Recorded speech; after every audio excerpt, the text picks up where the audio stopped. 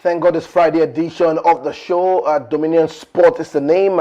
Dominion Television is where you're watching us live right now in the city and the heart of Ibadan. Another beautiful morning to you, wherever you're watching us from, and you're welcome to another exciting world of sport right here on the go. And trust me, this wonderful morning we have update from the camp of the Super Falcons as they faced Tanzania in the friendly yesterday, winning 2-1. The Blue Air Girl, the caller Rashidat Ajibade, the captain of the side, getting a goal in the first half. Esther Koronko equalizing when Tanzania got an equalizer in the second half of the game. Let me inform you that we have update from Glasgow as the Commonwealth game kicked off yesterday. We'll be talking about that on the show. And also major stories making the round in the world of transfer from the local front to international scene right here back to back on Dominion Television. I am Abe Paul Toluwanimi, and I'm not alone in the studio this wonderful morning. I have Jessica Suji joining me to talk sports right here on the go. Top of the morning to you, Jessica. Exciting time. It's the weekend actions where we'll be looking at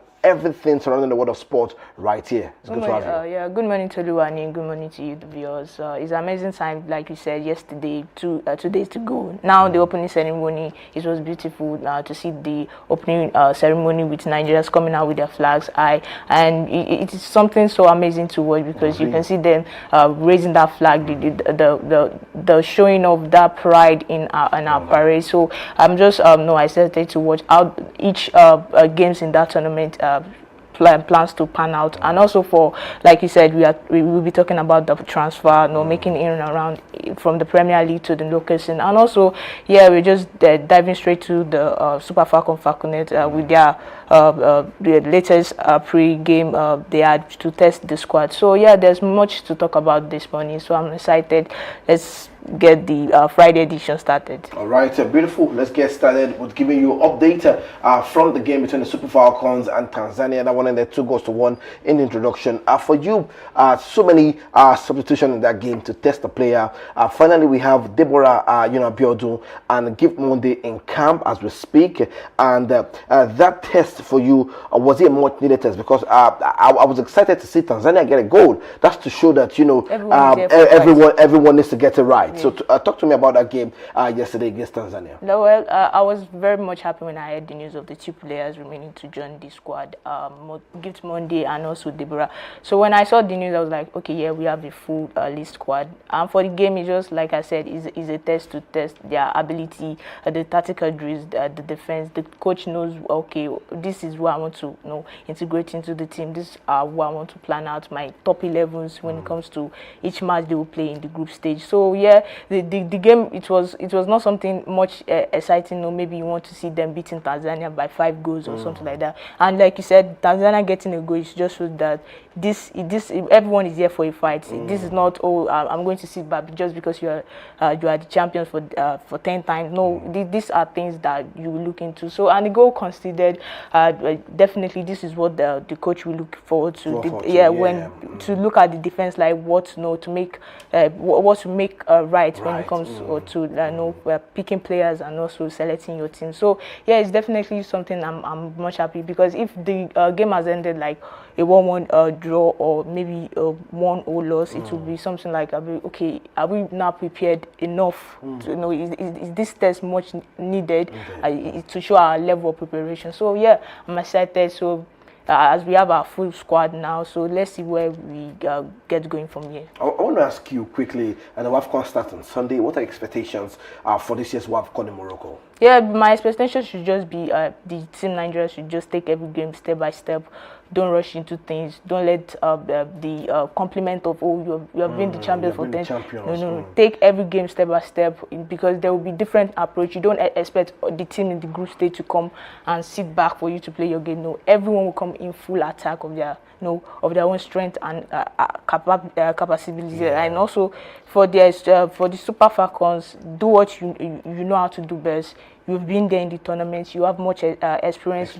So you have gathered everything in your power. So what you need to do is just get your game plans right. If the coach needs to go back to his drawing book, it's much needed. The competition now, like you said, is starting on Sunday. So there's little preparation now left out. So I just wish them all the best, and I pray there should not be a step back or an injury to a player that could be a cause of alarm to us. Beautiful. That's the update today. You have on the screen the starting 11. They started that game yesterday. Quite, some new faces starting that game. Also, we had almost all the players start that game aside from the two newcomers that came in yesterday to the camp right there for the Super Falcons. The WAFCON starts on Sunday. Definitely we'll bring you all of that. Actions and reactions on Monday right here on the go. Let's move away from that and let's talk about what's set to happen in Glasgow. Let me bring to your knowledge that Team Nigeria proudly joined the 3,000 athletes from 74 Commonwealth nations and territories at the opening ceremony of the Glasgow 2026 Commonwealth Games, officially marking the start of a new campaign. With the ceremony concluded, attention now turns to the competition as Team Nigeria prepares to go head-to-head with some of the Commonwealth leading sporting nations, including Australia, England, Canada, India, New Zealand, Scotland, South Africa, Jamaica, over the coming days. And let me inform you that it's day one for Nigeria in Glasgow. Team Nigeria begins its Commonwealth Games campaign with action in basketball, powerlifting, boxing, and swimming, with medals to look forward to in the powerlifting event. Is set to be an exciting opening day for Nigeria. There you have the pictures, beautiful pictures, Jessica. Before we talk about the event that has been slated for us today, there you have. How excited are you to see Team Nigeria yet again representing on the big stage like the Commonwealth? I'm very much excited because when you look at the last the last tournament that we won, the 34 medals in Birmingham, so you could see that this is so much. There's so much joy when you look at people raising that flag high, the pride that comes with it. So yeah, I'm much excited. At least I get to see Nigeria represent rather than the last FIFA World Cup that when that I couldn't even see any Nigeria flag in there. So this is something beautiful, and every moment lives in the player, in every athlete's mind now. So the next thing they have in their book is just go into the tournament with that mentality of, if we can make this nation proud, we can be among the best African team in there, represent us in as much as every competition, from the basketball to 3x3, and also from the powerlifting. We have so much athletes, 74, right? Yeah, 74. So so there's much needed preparation ahead of this tournament kicking off. So yeah, I wish them good luck. I wish they could top the medal table like they did the last time. Top it more. Take every competition serious. So yeah, I'm looking forward to everything. Scheduled the day after on the screen at day one at 10:50 a.m., which has started already. Men at 3x3 basketball, Nigeria against Cayman Iceland in Group Pool A. In the men's powerlifting, Ibrahim Dauda is going to start that one at 1:10 p.m. We have Ayomide Foley representing men boxing preliminary round, 1:30 p.m. We have Extal Yema at 2:55 p.m. right there, women's powerlifting. Also, we have the men's swimming heat. We have Clinton Opetu representing Nigeria at 10:55 a.m. Roland Azurike will be joining by 1:30 p.m. at the men powerlifting. We have Esther Uwogu also representing at the women's powerlifting, and also we have the men 3x3 basketball that's going to happen against Australia at 5:52 p.m. Also, we have some actions also in the evening where we have Rita Fernandez taking part in the women's powerlifting right there by 6:10. We have Nigeria against New Zealand in the 3x3 basketball. We have Rilwan Idris also representing at the men's powerlifting. We have Folashade Oluwafemi Yo are also representing Abdulrahman Abdul Wahab, also representing at the men's boxing power lifting right there, 7:30 p.m. Those are the actions. Jessica, we're expecting victory for these athletes representing us in day one of the schedule. Yeah, so like you mentioned, like these names you have listed out, most of them have experience in while doing this sport. So I don't see anything could be an interest, but except I still expect so much hard competition in this game. Like you said, they're playing against the Iceland. So yeah, there's so much needed, tactical ability to know to see and read every game, and it has already started already, like 10 a.m. just like you mentioned. So yeah, they have experience in it already, because the names you listed have so much talent in here. So yeah, I don't see and I don't expect anything less than them topping or no, or even having a better or credible performance when it comes to doing this sports you just listed out. All right, beautiful. Those are the names of the athletes representing Team Nigeria at the Commonwealth happening in Glasgow. We'll be giving you more actions as we get all of that update, most especially from the games that started around 10 a.m. We'll be giving you all of that before we wrap up the show. Let's talk about more interesting stories making around in the world of sport this wonderful morning, and that's coming from the world of transfer. Let's look at some major transfers making around in the world of sport this morning. Let me inform you that Arsenal have agreed all details and personal terms with Bruno Guimaraes as a new official bid will follow. Arsenal offered 70 million. Newcastle expect to reject, but Arsenal feel they can still get it done. Now, it's personal terms. Players agreed already. It's just club to club to agree the deal, and it looks like Newcastle might not agree. Let me ask you, what do you think Bruno will bring to a side like Arsenal defending the Premier League next season? Yeah, he has already proven himself in the EPL. He has that experience already. He's playing for Newcastle, getting them qualified for the Champions League. So I see him as a midfielder who has that ability, playing even for the Brazilian national team. In the FIFA, Jesus concluded FIFA World Cup. So I for the money being paid, like you said, the personal terms already agreed. So yeah, it will bring much experience. It will bring more, exciting, capability when it comes to that midfield. Even we have Arsenal have Marino in that midfield already. Zubimendi, they have the like of Declan Rice. So I feel like they're trying to manage Declan Rice when it comes to injury. Him being playing week in week out already. So I think them bringing in Bruno Guimaraes is just a way for them managing the game time, because you can't depend on one because like you said, if you have one person who is doing it for you week in week out, a time will come whereby when you need your backup options, you may not find it in your team. So I feel like this is just an addition. Yeah, an addition and a replica of, I know their game plan or the way they play is different, but at the same time I see him doing some work that Declan Rice can do. All right, and let me inform you that Maxi Lacroix has joined Chelsea deal at the final stage, as reported yesterday, with full agreement right there for Maxi Lacroix. On personal terms, Chelsea and Crystal Palace owners are in contact to get the deal done any moment from now. That's the update we're getting from Maxi Lacroix, and I think is now in place for 52 million transfer fee. Axel Disasi not included in the deal. Lacroix signs until June 2032. That's the update. Fantastic player, prominent while playing for Crystal Palace. Got a call up to the France national team at the World Cup. Played in the third place for injured, Saliba. And how good is Lacroix, for Chelsea? Now, I want to ask a question now. Quickly, Jessica, before we talk about this. Now, I understand that players now look forward to this is the moment where I can make this deal happen. If I want to remain in this club, I might not be on the market value again, or club might not come to sign me. You as a player, do you make that move immediately, or maybe stay to enjoy, more of that, or maybe the offer is just juicy enough for you to move into? It depends on the offer being offered to you. So, like you said, you don't have to wait, because here in the transfer market is all about value and your playing time. Now, the value they are using to buy players at this time is for last season performance. So whatever move you have to make has to be something you know that if I move here, you have to be calculative as a player. So when your agent is bringing deals, and also you have to calculate from your own end what would be suitable for you. You know, when you get to that point in time. So yeah, it's something you have to make a move for. When you see, especially when you see top teams, competing for your signature, you have to go in there, and sometimes you have to think about, okay, will I get that playing time also when I get there? So yeah, for a player, or whenever you see a club, going for your signature, and you know that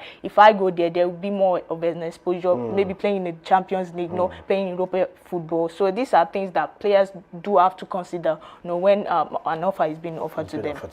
All right, we hope for the very best for Maxi Lacroix. For Chelsea fans, you have a new signing, Maxi Lacroix. Remember, we give an update that Alejandro Garnacho has moved to Aston Villa on loan, and now you have a new defender in Maxi Lacroix. Also remember, Chelsea also made a signing for Morgan Rogers. That's another way to go for Xabi Alonso and his boys. All right, let's take more stories, but this time around we're taking a flight downtown to Spain, where Karim Adeyemi has finally put pen to paper and signed a deal with FC Barcelona, stating that Hansi Flick was one of the major reasons why he got this deal done. 2031, a prospect right there, a boy from Ibadan, making a wave right there to FC Barcelona. Let's talk about Karim Adeyemi.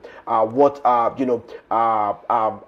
ability do you think Hansi Flick will utilize out of Karim Adeyemi? You bring so many options up from the front.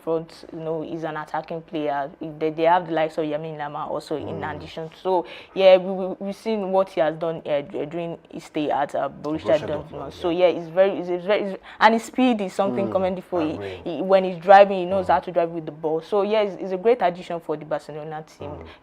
Signing that contract to 2031. So hopefully, he will be able to replicate and bring out a good performance, and also and add to the Barcelona team like when they won the league last season. So I think this is a calculation done by Hansi Flick's side. He knows what he has to know. Maybe have to double by the side. If I'm having one player here, maybe I have to add another additional player here, to create that much option. Because as the league continues, you have so many games, fatigue can set in. So yeah, you have to have so much options in your cabinet. So yeah, so definitely it's a great addition for Barcelona and a great move for him also. All right, taking more stories in the world of transfer is coming from us now, as confirmed the signing of Christos Tzoli from Club Brugge. That's the updates we're getting from Arsenal. Now making more signings, and he has been able to put pen to paper right there from Club Brugge, a winger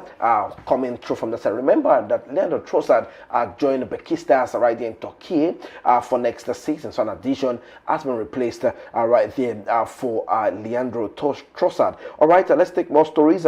Making the round in the world of transfer, and that's coming through from Anderson. Elliot Anderson has made a move to Manchester City. This deal happened during the World Cup, but finally he has been unveiled, and he made a big statement saying City are the kings of Manchester.